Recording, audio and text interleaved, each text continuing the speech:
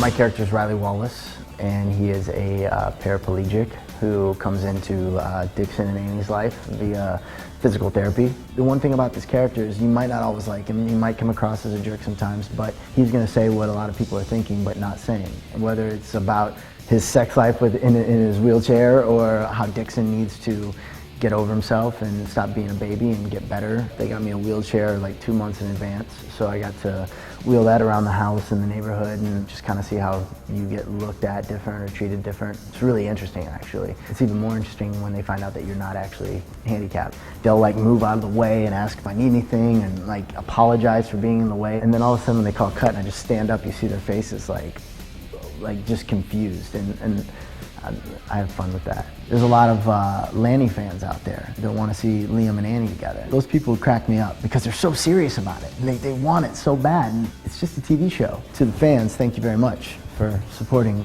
me and in the Rainy clique, as they call it. See, I do read the message boards a little bit. Annie and I have some love scenes. They're brewing, yeah. It takes a while because they keep going at it with each other. I feel like I'm the girl in the relationship sometimes. We take a couple steps closer and then I get mad and I wheel off.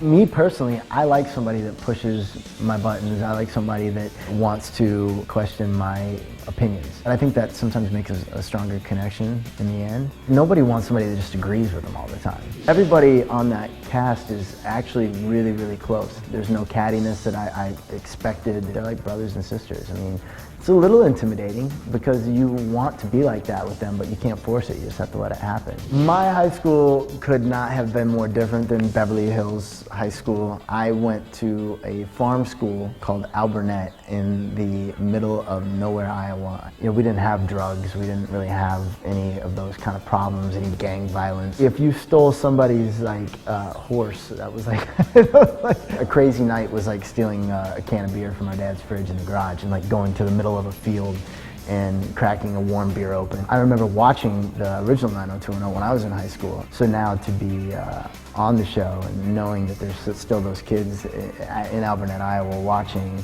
it's kind of interesting.